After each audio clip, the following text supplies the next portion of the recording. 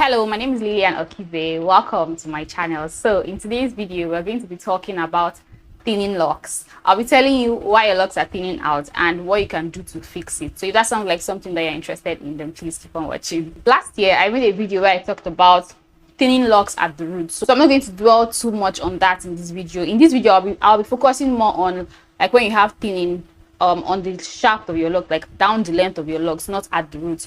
So if what you're experiencing is thinning locks at your roots, then I highly recommend that you go ahead and watch that video. I'll link it up in the iCards. First thing that can cause thinning locks on the shaft of your locks is if you're retwisting. Whenever you retwist your hair, you like snag hair from the length of the lock. So let's say this lock is connected to another lock, and I'm trying to separate this lock from other locks in order to retwist. And what I do is I go ahead and take some hair and pull it, just carelessly pull strands of hair from the lock. I don't know if that makes sense. What some people call this popping. This is how some people pop their locks. What you do when you just carelessly take hair strands and just rip them out of the lock, what you're doing is you are breaking connections that are basically like the bedrock of the lock that you can see. So when you're done doing something like that, looking at it, you may think that it looks like everything is fine. You don't see the damage immediately, but after some time, because now what was connecting, like what was forming the structure of that lock, has now been disconnected. Now you've removed the hair strands that was connected down to this point. You've broken it off at this point, right? So what happens is when you do that, in the instantly, it looks like nothing has happened, right? But months go by, days go by, months go by, and then eventually that hair is no longer connected to your roots. So now it's left on its own that it can shed lower. And so instead of the hair to be connected down like this, you've broken it off. And now the hair, there's now a weak spot here. And now the hair sheds lower. So there's this period now is going to be barren. Because normally the hair that should have been connected from the roots down to this place has been broken off. I don't know if that makes sense. I hope you guys get the point I'm trying to make. So that's why I keep telling you guys that it's never a good idea to pop your locks. Don't just carelessly take hair strands and break them off. Whether you're breaking them off from your roots or you're breaking them off from the length of the locks, it's never a good idea, because eventually all these things will cause issues down the line. Now, another reason why you may be experiencing thinning down the length of your locks, or what people like to call weak spots, is if you are constantly wearing tight ponytails, right? What you're doing is, because there is that pressure that the ponytail is exerting on the lock, eventually, as you do it constantly, every day or every few days, right, it's going to get to a point where you're going to be breaking hair strands at that point. And when you do that, just similar to what I explained earlier, there's now a disconnect that is not like natural. There's a sharp disconnect where you have so many hair strands that have been broken off at that point. Those hair strands will shed lower.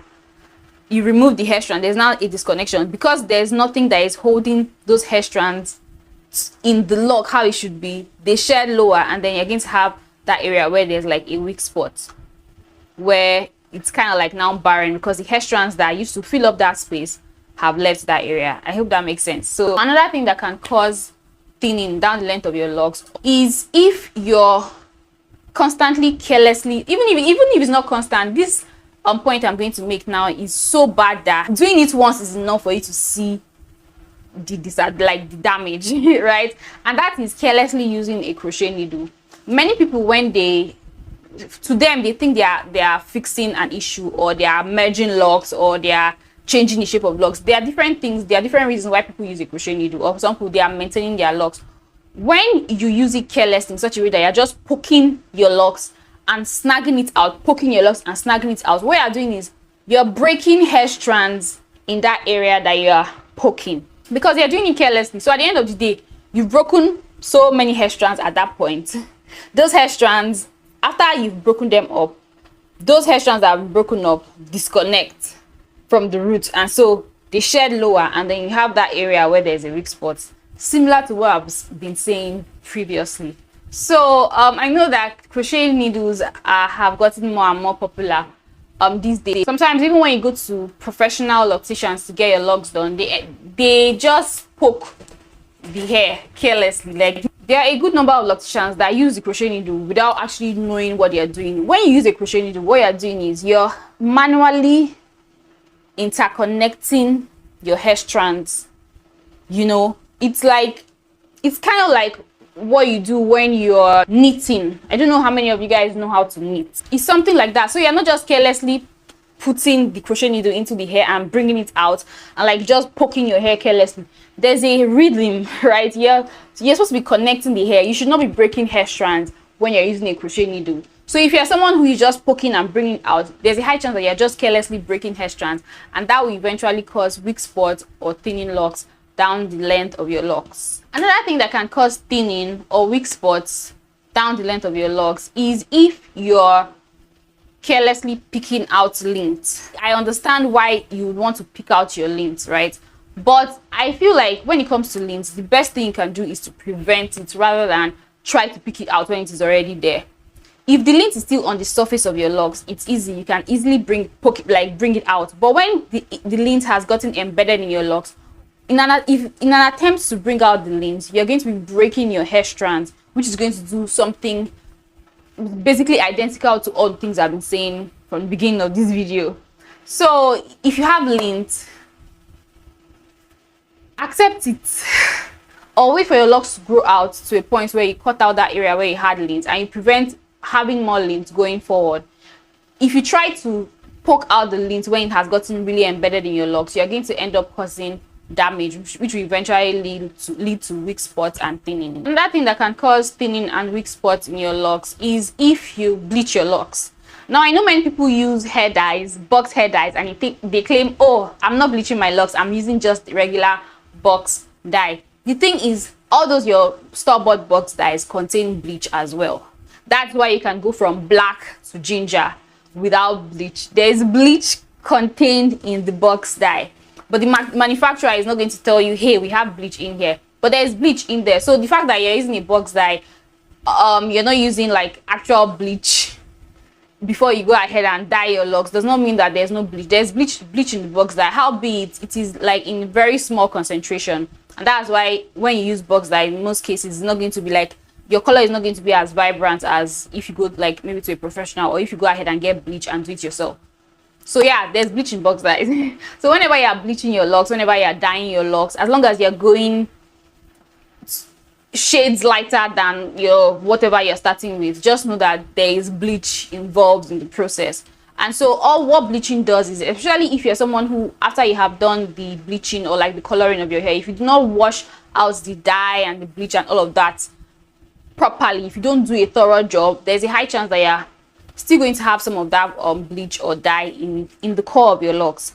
And what happens is, days go by, weeks go by, it's going to continue to eat into your hair strands, and eventually the hair strands will disintegrate, the locks will disintegrate, and then you're going to have weak spots or thinning, right? So whenever you're dyeing your hair, just be aware of these things and make sure that you go all out to get out, like to rush out and rinse out all the products in your locks, like all the bleach, all the dyes in your locks. Another thing that can cause thinning and weak spots is if you're constantly wearing tight hairstyles, and this includes braids out and twist out. You know, when you twist your locks and braid your locks in an attempt to have like wavy locks, when you do it tight, if you do this often, eventually you may end up causing weak spots. And this goes for other styles as well, whether you're doing like what's this style called, barrel twist and the likes, or some people even do cornrows and the likes. Whenever you do any of those tight hairstyles, your chances of breaking hair strands in the process is high. Another thing that can cause weak spots and thinning in your locks is if you're constantly using rubber bands in your locks. I feel like this is already like we established this when we had loose natural hair, that rubber bands are not like ideal for natural hair, because there's a high chance that when you're taking off the rubber bands, you're going to be snagging hair strands in the process. And another thing is, as you're wrapping the rubber bands, many people wrap it very tight, and if you do it very tight, the longer you keep the rubber bands in, the more it's going to be breaking your hair strands, especially if you have like fine hair. you know. So using rubber bands is not a good idea. It's very easy to get like all these like hair ties and stuff that are more gentle on the hair. So instead of going for rubber bands, pick like a hair tie that is made up of of material that is like more gentle for the hair, and that will do you so much good. Using rubber bands regularly can actually cause weak spots and thinning. So try as much as you can to stay away from rubber bands. Another thing that can cause thinning and weak spots is if you are constantly trimming your frizz. I know that there are locticians who do this, and I'm like, how can you call yourself a loctician and don't see the damage involved in trimming the frizz? The frizz that you see is what's responsible for the thickness that you eventually see as your locks get more mature. So if you are someone that is always constantly cutting out your frizz, number one, there's a high chance that you eventually cut out some of the hair strands that are like forming the core of the locks. But apart from that, like the more you cut the frizz, the less hair you have to form the locks, and so eventually that area that you have cut the frizz is going to grow to be thinner than, you know, the other parts of your locks. So these are the major things that can cause thinning locks, like thinning down the length of the locks, and like weak spots and the likes. There are other reasons, you know, but let me just stop here for the point of this video. But from all these points I've mentioned, you can, you know, extrapolate and like come up with your own ideas as to things that can actually cause thinning and weak spots. Now that we've established all of this, let's go ahead and talk about what you can do to fix it. Now, in my video, the last video I mentioned in the beginning of this video, where I talked about thinning at your roots, I explained what you can do to fix thinning, and in most cases, according to what I advised in that video, I told you guys that locks can actually heal itself, right? Now, the thing about locks is like the healing happens at the roots and close to the roots. The farther away the damage is from your roots, the less likely your locks will be able to heal the issue. So when it comes to thinning or weak spots down the length of your locks, in a lot of cases, either you cut off the hair or you're going to have to manually kind of like fix the issue. You know, if the damage is close to your roots, there are things you can do that will encourage your hair to heal itself. But the farther it is from your roots, the less likely your locks are going to be able to heal the issue. So in a case like this, what you can do is you're going to have to manually connect the thin spots. So for example, let's say this lock now, let's say there's a weak spot down here, right? It's thin and all of that. This part is healthy, this part is healthy, and I want to fix it. What you can do is you're going to find a way to connect in such a way that it's going to close up that weak spot. And there are different ways that you can use to achieve this. Number one, you can use a crochet needle. So what some people like to do is you take the lock and kind of like fold it like this. Let's say this is the weak spot, so you fold it like this, right? So now you form like an S, right? So you fold it like this, and then you use a crochet needle to like just connect so that this part is going to be like this. You connect so that it forms one lock, but the lock is going to be shorter. That's one way you can do it. Another thing you can do is you can, let's say there's a weak spot here, you can just kind of like squish it. So instead of forming like an S like this, where this is going to overlap and form like this, you can squish it like this, right? And use your crochet needle to kind of like connect and close up that weak spot. That's one thing you can do. Another thing you can do, if you don't want to use a crochet needle, I show you an option that you can use a regular needle to, you know, heal that weak spot. And I have like a lesson in my online course where I show you how to do it, especially if you have like very small locks, like micro locks. Obviously, you know that you can't use crochet needles to fix micro locks. So in a situation like this, I showed you guys what you can do, how you can fix the weak spots if the lock is very, very small and you can't use a crochet needle, or you don't want to use a crochet needle, or you don't know how to use a crochet needle and you feel like you're going to be more comfortable using like a regular needle. I show you guys how you can achieve this in my online course. So I'll put the link down in the description box if you guys are interested. But basically, when it comes to weak spots down the length of your locks, you're going to have to manually do something about it, right? You most likely will not just be able to leave your hair to heal itself. Now, one thing I notice people do is they use like fake hair, like artificial hair. They wrap it around the area and they go about their day. That's going to hide the problem, right? but eventually it will show again.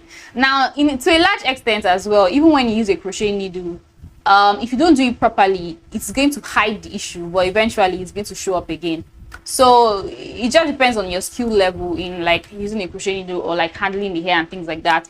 But if you want to save yourself the headache, the best option would be to cut off that area. But I understand that if maybe you feel like it's going to affect maybe your lock a lot shorter, you may want to manually fix it, or just fix it to a point until when your hair gets long enough that you're comfortable enough to cut it out. But your locks will most likely not be able to heal itself when it is down the length of the locks, especially if you're someone who does not have frizzy locks. If your locks are frizzy, the more frizz you have in your locks, the higher chances of like having your locks, you know, heal itself. But if your hair is like fully mature, absolutely no frizz, just know that you're going to have to manually fix it yourself. We've come to the end of this video. I hope you guys enjoyed it. If you did, don't forget to give this video a thumbs up. And if this is your first time on my channel and you'd like to see more videos from me, then definitely subscribe. Thank you so much for watching. See you guys in my next video.